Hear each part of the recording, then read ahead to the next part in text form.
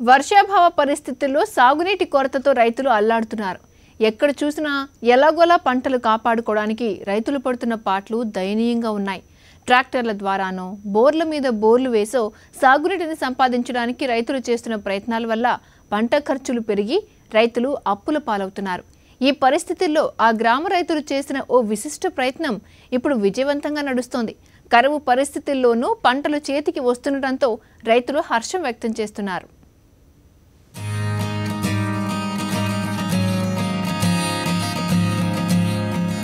చిత్తూరు జిల్లా రామకుప్పం మండలం కొంగనపల్లి గ్రామ రైతుల పొలాలివి. జిల్లాలోని ఇతర గ్రామాల్లాగే ఇది కూడా అనేకసార్లు కరువు బారిన పడి విలవిల్లాడింది. వర్షాభావ పరిస్థితుల్లో పంటలు ఎండిపోయి రైతులు నానా ఇబ్బందులు పడ్డారు.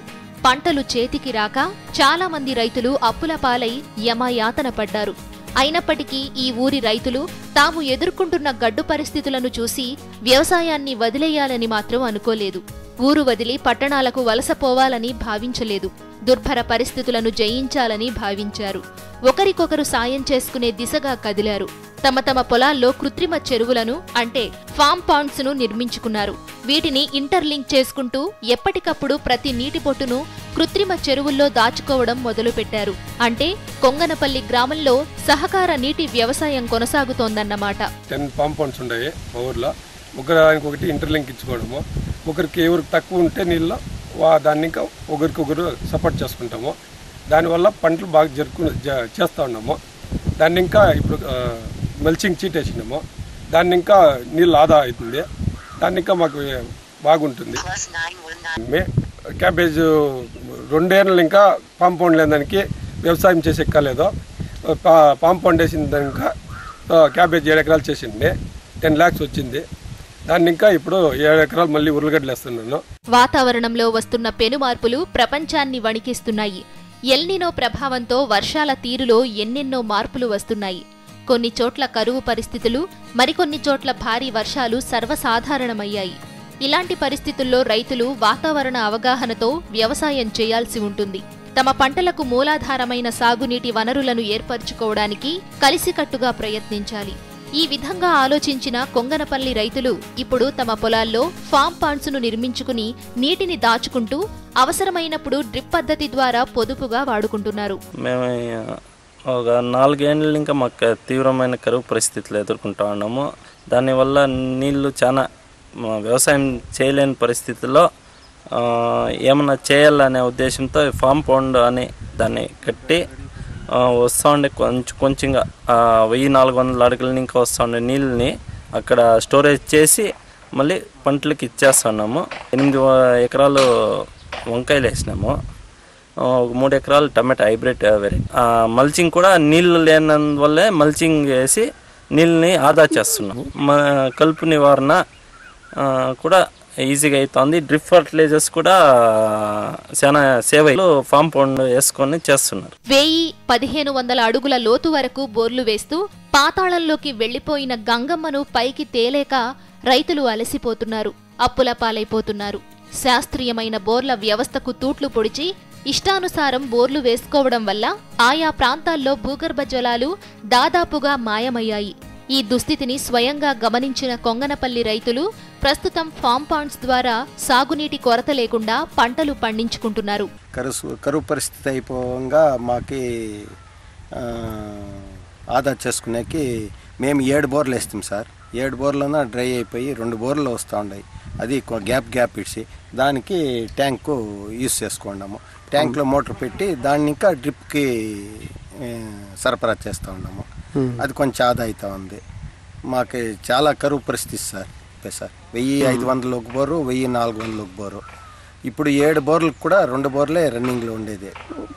నీటిని చాలా ఉపయోగించుకుంటూ ఉన్నారు సార్. మల్చింగ్ పేపర్ వేసి డ్రిప్ ఇరిగేషన్ ద్వారా ఇది చేసుకుంటూ ఉన్నారు. భారతదేశం సన్నా చిన్నకారు రైతుల దేశం. వ్యవసాయం చేస్తున్న రైతుల్లో 90% మంది తక్కువ వ్యవసాయ భూమి ఉన్నవారే. వీరు ప్రతి గ్రామంలో కులమతాలకు, రాజకీయాలకు అతీతంగా ఒక్కటై సహకార వ్యవసాయాన్ని మొదలు పెట్టాలి. ఎవరికి వారే యమునా తీరే అన్నట్టుగా ఉండకుండా ఒకరికొకరు సహకరించుకుంటూ పంటలు పండించాలి. అప్పుడే వారి ఖర్చులు తగ్గుతాయి. ఇప్పుడు మనము ఈ ఫామ్ పౌండ్ వేస్తే చాలా మంది బోర్లు ఉపయోగించారనమాట. ఆ టైంలో వాళ్ళకు కూడా యూజ్ అవుతుంది. వాళ్ళు కూడా దీంట్లో లిఫ్ట్ చేసి దీంట్లో పెట్టుకుంటే వాళ్ళు కూడా ఎప్పుడైనా అవసరమైనప్పుడు మనం వాళ్ళు కూడా వదలొచ్చు అనమాట. వాటర్ వేస్ట్గా భూమిలో ఉండేటప్పుడు దాన్ని ఎత్తి షిఫ్ట్ చేసుకుంటే వాళ్ళు కూడా మనం అవసరమైనప్పుడు ఏమన్నా మనము చేయొచ్చు. సమ్మర్లో మనకి చాలా బెనిఫిట్స్ ఉంటాయి. బోర్లు మనం ఇప్పుడేమో వస్తూ ఉంటాయి, సమ్మర్లో వెంటనే ఆగిపోతాయి. ఆ టైంలో మనకు ఫామ్ పాండ్లో వాటర్ చాలా ఉపయోగం. ప్రభుత్వం చెప్పిన లెక్కల ప్రకారం ఫామ్ పాండ్స్ ను నిర్మించుకుంటే వాటి నిర్మాణానికి అవసరమయ్యే ఖర్చును సబ్సిడీ రూపంలో ప్రభుత్వం అందిస్తోందని హార్టికల్చర్ ఆఫీసర్ శ్రీనివాసులు రెడ్డి అంటున్నారు. ఫామ్ పాండ్స్ ద్వారా కరువును జయించిన రైతుల కృషిని ఆయన అభినందించారు. దీని నుండి ఒక పరిష్కారం కనుక్కునే క్రమంలో ఇక్కడి రైతులు ఉద్యాన శాఖ నుంచి ప్రభుత్వం ద్వారా సబ్సిడీ ద్వారా ప్రమోట్ చేయబడిన ఈ స్కీమును సమర్థవంతంగా వినియోగించడం వలన కరువును పూర్తిగా జయించారని చెప్పవచ్చును. ఇక్కడి రైతుల దాదాపు ఇక్కడ వచ్చే అతి తక్కువ భూగర్భ జలాలను కూడా భూగర్భ జలాలతో బోర్ నుంచి వచ్చిన నీళ్ళను ప్లస్ వర్షాధారంగా వచ్చిన నీటిని కూడా సమర్థంగా ఒడిచిపట్టి ఇక్కడ నిలిచిన నీటి గుంటలు అంటే ఫామ్ పాండ్స్లో నిల్వ చేయడం వలన అటు ఎండాకాలంలోనూ ఇటు వర్షాకాలంలోనూ పంటలను పూర్తి స్థాయిలో సమర్థవంతంగా వినియోగించుకుంటున్నారు. దీనికి దాదాపుగా ప్రభుత్వం నుండి కూడా 50% సబ్సిడీ కూడా కలదు. 20 మీటర్ల పొడవు, 20 మీటర్ల వెడల్పు, 3 మీటర్ల లోతులో దాదాపు ఒక 400 స్క్వేర్ మీటర్స్లో ఏర్పాటు చేసుకున్న ఒక నీటి గుంటకు 8 లక్షల లీటర్ల వరకు నిల్వ చేసుకోవచ్చు. ఇది 5 ఎకరాల మామిడి తోటకు పూర్తిగా సపోర్ట్ చేయడమే కాకుండా 2.5 ఎకరా టొమాటోకి కానీ వంగకు కానీ పూర్తిగా ఉపయోగపడుతుంది. చిత్తూరు జిల్లా రామకుప్పం మండలం కొంగనపల్లి గ్రామ రైతులు ఆచరిస్తున్న సహకార సాగునీటి వ్యవసాయాన్ని మిగతా రైతులు కూడా ఆదర్శంగా తీసుకోవాలి. రైతులు ఎప్పటికప్పుడు వర్షం నీటిని తమ భూముల్లో దాచుకోవాలి. కందకాలు, కుంటలు తవ్వుకొని భూగర్భ జలాల మట్టాన్ని పెంచుకోవాలి. బోర్లు, బావులు జలకళతో కళకళలాడేలా చూసుకోవాలి. అప్పుడే వర్షాభావ పరిస్థితుల్లోనూ పంటలు పండించుకోగలరు. సంజీవరెడ్డి, సాక్షి న్యూస్, చిత్తూరు. రాష్ట్రానికి అన్నపూర్ణ లాంటి గోదావరి జిల్లాలకు ఈ ఏడాది రబీలో ముప్పు ముంచుకొస్తోంది. ఈ ఏడాది వర్షపాతం దారుణంగా ఉండటంతో గోదావరి జలాలు భారీగా తగ్గిపోయాయి. గత ఏడాది ఇదే సమయానికి ధవళేశ్వరం బ్యారేజ్ వద్ద 1,00,000 క్యూసెక్కులకు పైగా ఇన్ఫ్లో ఉండగా ప్రస్తుతం 25,000 క్యూసెక్కులకు పడిపోయింది. దీంతో ఈ ఏడాది రబీలో దాదాపుగా 1,50,000 ఎకరాలకు నీటి సరఫరా చేయలేమని అధికారులు చేతులెత్తేసే పరిస్థితి. ఈ రబీలో వరి రైతుల సాగు విస్తీర్ణం తగ్గించుకుంటే మంచిదనే అభిప్రాయం అధికారుల వైపు నుంచి వ్యక్తమవుతున్న నేపథ్యంలో సాక్షి స్పెషల్ స్టోరీ. రబీ సాగుపై నీలి నీడలు కమ్ముకున్నాయి. తూర్పు, పశ్చిమ, మధ్య డెల్టాలకు ఈ ఏడాది రబీలో సాగునీటి సరఫరాపై అనేక సందేహాలు వ్యక్తమవుతున్నాయి. ధవళేశ్వరం వద్ద గోదావరి ఇన్ఫ్లో 5 ఏళ్ల కనిష్ట స్థాయికి చేరుకోవడంతో రబీ పరిస్థితిపై రైతులు తీవ్ర ఆందోళన వ్యక్తం చేస్తున్నారు. ఉభయ గోదావరి జిల్లాల్లో కలిపి రబీలో దాదాపు 9 లక్షల ఎకరాల్లో పంటను సాగు చేస్తారు. ఖరీఫ్తో పోల్చుకుంటే రబీలో ధాన్యం దిగుబడి కూడా ఎక్కువ. ఈ నేపథ్యంలో సాగునీటి సరఫరా ప్రశ్నార్థకంగా మారడంతో రైతుల పరిస్థితి అగమ్యగోచరంగా మారుతోంది. గోదావరి జిల్లాల్లో గోదావరి నీటిని నిల్వ ఉంచే రిజర్వాయర్లు లేకపోవడంతో ఏటా రబీలో సాగునీటి సమస్య తలెత్తుతోంది. జులై నుంచి అక్టోబర్ వరకు పుష్కలంగా వచ్చే నీటిని ఒడిసిపట్టే రిజర్వాయర్ లేకపోవడం, పోలవరం ప్రాజెక్టు ఇప్పటి వరకు ఓ ఆకారం దాల్చకపోవడంతో రబీలో సాగునీటి సరఫరాలో ఇబ్బందులు తప్పడం లేదు. రబీలో కేవలం 33 నుంచి 35 టీఎంసీలు మాత్రమే రెగ్యులర్ నీరు లభిస్తోంది. మిగిలిందంతా ఎగువ నుంచి వచ్చే సీలేరు జలాలపై ఆధారపడాల్సిన పరిస్థితి. ప్రతి ఏడాది 35 టీఎంసీల వరకు సీలేరు నీటిని మళ్లించి రబీ పూర్తయిందనిపిస్తున్నారు గోదావరి జిల్లాల అధికారులు. శివారు భూములకు మాత్రం నీటి సరఫరా జరగకపోవడం వల్ల రైతులు తీవ్ర ఇబ్బందులు ఎదుర్కొంటున్నారు. ఈ పరిస్థితుల్లో ఈ రబీలో 1,00,000కు పైగా ఎకరాలకు సాగునీరు అందదనే వార్తల్ని రైతులు జీర్ణించుకోలేకపోతున్నారు. ఒక పక్క ఆహార భద్రత అంటూ ఆహారాన్ని ఏ విధంగా భద్రత చేయాలి, ఇంకా ఉత్పత్తులు ఏ విధంగా పెంచాలని చెప్తూనే పంటలు వేయొద్దని రైతులను అంటున్నారంటే దాని ఉద్దేశం ఏంటనేది రైతుకు అంతపట్టిన విధంగా ఉంది. క్రాప్ వాళ్ళే చేసినప్పుడు ఎందుకు చేశారు, మీకు బాధలు ఏంటి, ఇదేంటి అదేంటి అన్న వ్యక్తులు ఈరోజు స్వయంగా మీరే క్రాప్ మానేయండి అనే పరిస్థితికి వచ్చారంటే రైతుల్ని ఏ దుస్థితికి తీసుకెళ్లాలనే పరిస్థితిలో రాష్ట్ర ప్రభుత్వం ఉన్నదో రైతులకైతే అర్థం అవట్లేదు. రైతుల పరిస్థితి చాలా గోచరంగా ఉంది. మీకు ఇష్టమైతే చేయండి, లేదంటే ఒక పని చేయండి. మీరు 1,50,000 ఎకరాల్లో మానేయమని ఎలాగైనా అంటున్నారు కాబట్టి ప్రతి ఎకరానికి 25,000 రూపాయల చొప్పున ఇన్పుట్ సబ్సిడీగా ముందుగా అందజేసేసి మీరు 1,50,000 ఎకరాల్లో కూడా మీరు క్రాప్ మాన్పించే విధానం కొనసాగించండి.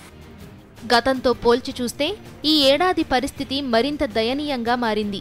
గోదావరిలో ఇన్ఫ్లో పూర్తిగా తగ్గిపోయింది. దీంతో ఈ రబీకి సీలేరు జలాలు సాధారణం కంటే అధికంగా మళ్లించాల్సి ఉందని ఇరిగేషన్ శాఖాధికారులు అంచనాలు వేస్తున్నారు. దాదాపు 1,50,000 ఎకరాలకు నీరిచ్చే పరిస్థితి లేదని వారు భావిస్తున్నారు. రైతులే ఈసారి స్వచ్ఛందంగా 1,00,000 ఎకరాల్లో సాగు విరమించుకోవడం లేదంటే ప్రత్యామ్నాయాల వైపు మొగ్గు చూపడం మంచిదనే భావన వ్యక్తం చేస్తున్నారు. అధికారుల ఆలోచనతో రైతుల్లో ఆందోళన వ్యక్తమవుతోంది. 1,50,000 ఎకరాలు ఓడ్చొద్దు అంటే అసలు ఎక్కడ ఓడ్చొద్దు, ఏ ఆయకట్లో ఓడ్చొద్దు అనేది ఏమైనా నిర్దిష్టంగా చెప్పారు వాళ్ళు, అది కూడా లేదు. ఇప్పటికే 50 ఎకరాలేమో ఓడ్చడం మానేసాం. 50,000 ఎకరాలు ఓడ్చడం మానేయడానికి అయ్యే పరిస్థితులు ఏంటంటే వాతావరణం వల్ల నష్టపోతున్నాం అనే దానికోసం మానేసాం. కానీ ఇప్పుడు రైతాంగం అంతా కూడా 2 పంటలోనే పశుగ్రాసాలు అవనివ్వండి, రైతుకు తిండి గింజలు ఉండాలన్నా కూడా 2 పంటలోనే ఏది పండినా ఏది మిగిలినా దాంట్లోనే అనే ఆలోచనలో ఉండబడ్డ రైతాంగం ఈవేళ 1,50,000 ఎకరాలు మానేయాలంటే మరి ఈ రైతాంగం అంతా ఏమైపోవాలి? అంటే కోనసీమ పచ్చగా ఉన్నది కదా, ఈ పచ్చదనాన్ని కూడా మళ్ళీ ఎడారిలాగా మార్చేయాలనే ఉద్దేశం ప్రభుత్వంలో కలిగిందా? అసలు మాకేమీ అర్థం కాకుండాను సాగు ఎక్కడా ఎవరు విరమించుకోవాలో అన్న ఆందోళన ఎక్కువవుతోంది. ప్రభుత్వమే ప్రత్యామ్నాయాలు చూపాలని, సాగు విరమించుకుంటే తాము తీవ్రంగా నష్టపోయే పరిస్థితులు ఎదురవుతాయని రైతులు ఆవేదన వ్యక్తం చేస్తున్నారు. త్వరలో జరిగే ఇరిగేషన్ అడ్వైజరీ కమిటీ సమావేశంలో ఈ వ్యవహారంపై చర్చ జరగనుంది. ఈ పరిస్థితుల్లో రబీని గట్టెక్కించేందుకు సర్కార్ ఎటువంటి చర్యలు చేపడుతుందో చూడాల్సి ఉంది. సాక్షి న్యూస్, తూర్పుగోదావరి జిల్లా. జన్యు మార్పిడి విత్తనాల క్షేత్ర పరీక్షలకు టీఆర్ఎస్ సర్కార్ అనుమతించడాన్ని ప్రతిపక్ష కాంగ్రెస్ వ్యతిరేకించింది. ఆహార పంటలకు జన్యు మార్పిడి సరికాదన్న సుప్రీంకోర్టు తీర్పును కేసీఆర్ ప్రభుత్వం ఉల్లంఘించిందని టీపీసీసీ కిసాన్ సెల్ చైర్మన్ కోదండ్ రెడ్డి ఆరోపించారు. జన్యు మార్పిడి అంశంపై ప్రభుత్వం జారీ చేసిన 496 జీవోను తక్షణమే రద్దు చేయాలని, ఇందుకు సంబంధించిన సమగ్ర సమాచారాన్ని బహిర్గతం చేయాలని డిమాండ్ చేశారు. జన్యు మార్పిడి విత్తనాల క్షేత్ర పరీక్షలను యూపీఏ సర్కార్, పార్లమెంటరీ స్టాండింగ్ కమిటీ వ్యతిరేకించాయని గుర్తు చేశారు. భారతదేశంలో ఈ ఆహార పంటలపైన జన్యు మార్పిడి చేయడానికి క్షేత్ర పరీక్షలు చేయొద్దు. ఒకవేళ చేస్తే ఏమైనా పర్యావరణానికి ముప్పు వస్తే దాన్ని వాపసు తీసుకోవడానికి చాలా ఇబ్బందికరంగా ఉంటుంది, జీవ నష్టం జరుగుతుంది అని చాలా స్పష్టంగా సుప్రీంకోర్టు శాస్త్రజ్ఞులు చెప్పిన తర్వాత ఈ జీవో తీయడం ఈ ప్రభుత్వం ఎంత సాహసం చేస్తుందో అర్థమవుతుంది. చంద్రబాబు నిర్వాకం వల్ల కృష్ణా డెల్టా పూర్తిగా సంక్షోభంలో కూరుకుపోయిందని వైఎస్ఆర్సీపీ రైతు విభాగం నేత నాగిరెడ్డి మండిపడ్డారు. పట్టిసీమ ద్వారా నదుల అనుసంధానం అంటూ గొప్పలు చెప్పిన చంద్రబాబు తీరా ఇప్పుడు చేతులెత్తేయడంతో కృష్ణా డెల్టాలో లక్షలాది ఎకరాలు బీడుగా మారే ప్రమాదం ఏర్పడిందన్నారు. డెల్టా చరిత్రలోనే ఎన్నడూ లేని దుస్థితిని రైతాంగం ఎదుర్కొంటోందని నాగిరెడ్డి ఆవేదన వ్యక్తం చేశారు. దేశ సాగునీటి చరిత్రలో కృష్ణా డెల్టా ఎండిపోవడం ఇది రెండోసారి అని, గతంలో చంద్రబాబు సీఎంగా ఉన్న సమయంలో కూడా ఈ పరిస్థితి నెలకొందన్నారు. ఆంధ్రప్రదేశ్ వ్యవసాయ రంగ చరిత్రలోనే ఇంతవరకు ఊహకు కూడా అందని విధంలో కృష్ణా డెల్టా సమస్యను ఎదుర్కొంటోంది. రాష్ట్ర విభజన సమయంలోనే రాష్ట్రం విభజన జరిగితే తెలంగాణ ప్రాంతం విద్యుత్ సమస్యను ఎదుర్కొంటుంది, ఆంధ్రప్రదేశ్ తీర ప్రాంతం కృష్ణా డెల్టా బీడు భూమిగా మారబోతుంది అని చెప్పి వైఎస్ఆర్ కాంగ్రెస్ పార్టీ నుంచి మేము ఏనాడునో లేవనెత్తాం. ఎందుకనంటే ఇప్పటికే ఎగువనున్న 2 రాష్ట్రాలకి 3 రాష్ట్రాలు ఆంధ్రప్రదేశ్తో ఉంటేనే ఆ 2 రాష్ట్రాలు మనకు నీళ్లు రానికుండా చేస్తున్నాయి.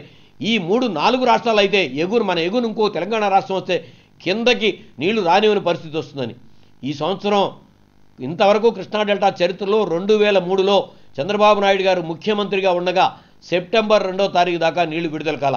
ప్రథమ వినియోగ హక్కు కలిగిన కృష్ణా డెల్టా బచావ్ ట్రిబ్యునల్ నుంచి బ్రిటిషర్స్ పాలన నుంచి కూడా నికర జలాలు కేటాయింపుతో ఉన్న కృష్ణా డెల్టా పరిస్థితి ఈ రోజున మొత్తం కూడా ఒక్క చుక్క నీరు కూడా నాగార్జున సాగర్ నుంచి అధికారిక వాటా రావాల్సిన నీరు విడుదల కాల.